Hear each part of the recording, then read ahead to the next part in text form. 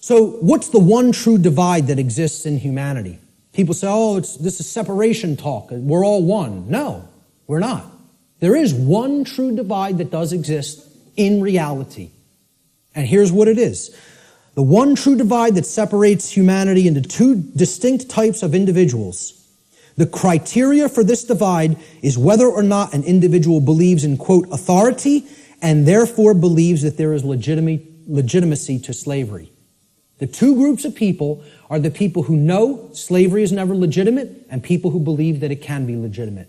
That's what actually separates humanity. See, all the other things, divide and conquer. Race, religion, sexuality, income, religious belief systems. These are all divide and conquer techniques. There's one real difference, whether somebody believes in slavery or not. And of course, people have called this difference statists and anarchists, right? So here's a couple of memes that I picked up on Facebook. Statism is the brilliant idea that we give a small group of people the right to kidnap, imprison, harass, steal from, and kill people so that we can be protected from people who kidnap, harass, steal from, and kill people. Yeah, that makes a whole lot of sense if you ask me. I think it's going to work out brilliantly with that system in place. Okay? An anarchist, I couldn't find any good pictures of anarchists because they're all fake anarchists who want to destroy property and think that they're somehow doing the world some good. You know, the black bloc.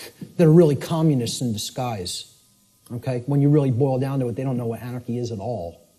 They're just some, Marxists who thinks that that ideology, that junk ideology is some kind of a pathway to freedom. It's a bunch of left-brain clowns who have no understanding of natural law. Go put your polka dot jumpsuit and some floppy shoes on and go get yourself a nice clown nose. Seriously, because that's what those people are. They're a joke. They're a joke. They don't know the first thing about what freedom is. Not the first thing. Okay? So, I was looking for good pictures of anarchists. So I was going to put, maybe myself, Larkin Rose, Freeman, Frater X, people who get all this stuff, who I personally like their work. Michael Tessarion, etc. David Icke. But I said, hey, let's put a meme up there that really expresses it. So I found this picture of Jesus, a meme that says, I'm an anarchist, but most of my followers are statists.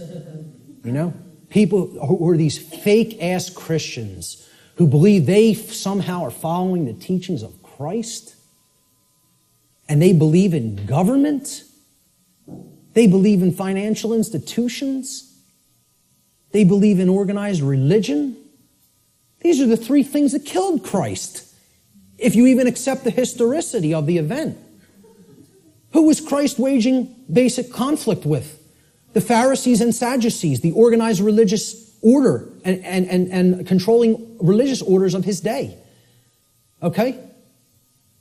What really got him into deep trouble, he was pissing them off, but they were already on the wane. The old world order was on the way out, and the new world order was already on the way in at that time. He got himself in real trouble when he went against the financial institutions, the money changers at the temple, taking people for a ride for temple coins. Right? And he flogged their ass. He took out the switch on them. Right? Not somebody who never got angry, who accepted evil and said, oh, it's just an experience. None of it matters. Took out the switch and beat their ass for usury. Okay? And then who finally put him to death? The police of their day. The Roman Empire. Roman centurions, the operating standing army and police of their day, the government. So who is he waging spiritual warfare against to try to bring righteousness into the world? And again, I don't care whether you accept it as historical fact or spiritual allegory. I could care less. Believe what you want. Doesn't matter. All that matters is the teaching. He was waging spiritual war against the three entrenched, mind control, religious establishments of his day. Organized religion, organized finance, and government. And people don't see it that way, so-called Christians, you know, because they're not interested in the real teachings. They just want to call themselves something and identify it and say, oh, that magically makes me this, you know. Because you go to church on Sunday doesn't make you a Christian, you know. No more than going to a synagogue would make you align with the true teachings of the Torah. No more than, you know, attending a mosque would align you with the true teachings of Islam or any other religion. To take the core essence of the teachings of morality from those systems, you know. They're all people who claim these faiths in name only when they don't understand real freedom. So a statist is an individual who erroneously believes there's such a thing as authority that is vested in certain human beings, magically giving them the right to rule over other people. This authority means that certain people who we call government have the, quote, moral right to issue commands to those whom they rule, those under their jurisdiction, and that their subjects or slaves have a, quote, moral obligation to obey the arbitrary dictates or laws, quote unquote, that are set by their masters. Most simply put, a statist is nothing more than someone who believes in the legitimacy of slavery. Conversely, an anarchist, a true anarchist anyway, is one who knows that there could never be legitimacy to authority or government, because those terms are simply euphemisms for violence and slavery and coercion, which are always immoral and in opposition to natural law. Let's look at what the word anarchy really means. Again, you got to break it down. From the Greek prefix an, which means without or the absence of.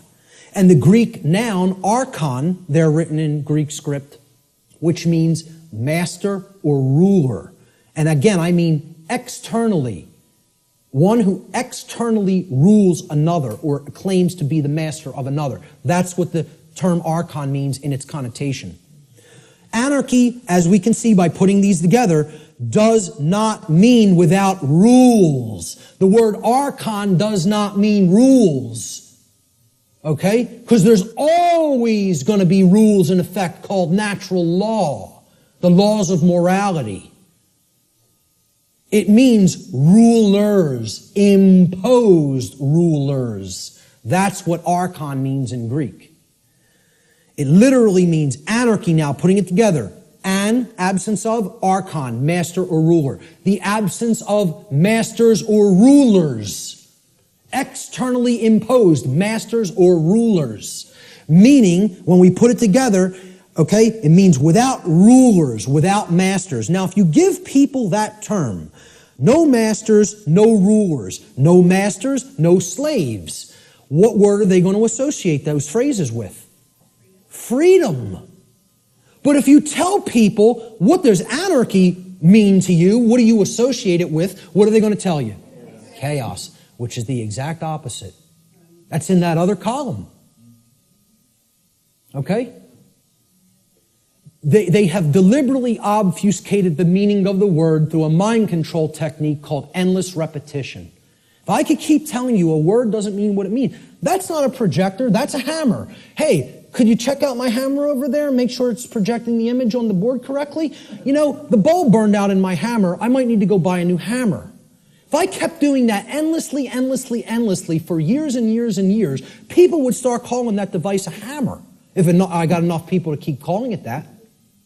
So they've gotten enough people to call freedom chaos. Think about that. They've gotten enough people to believe that the absence of the state of slavery means chaos instead of freedom. It's almost unfathomable. It's almost incomprehensible. The mind job that's been done on this species. It's almost incomprehensible. Anarchy is the state of existence where there are no masters and no slaves. Therefore, what it really means is the absence of slavery, or in other words, true freedom. That's all it means. I prefer to call it anarchony, okay? Keeping the entire word archon instead of taking out the O-N, okay? If we keep that there and call it anarchony, and I say I'm an anarchonist, people will ask, well, what the hell is that?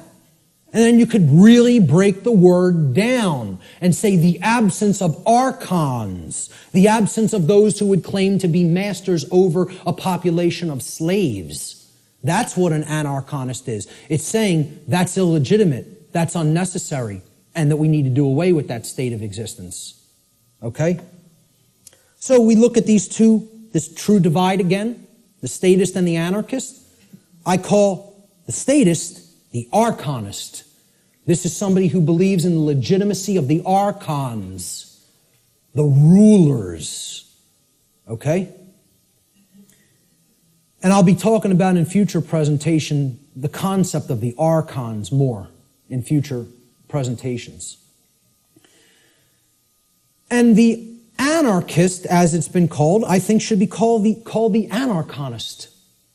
Because that's somebody who knows that there's no legitimacy to the mastery over other people, or the rulership externally over others, keeping them as slaves or subjects. There's no legitimacy to that. And that's the one true divide that separates all consciousness here on the earth.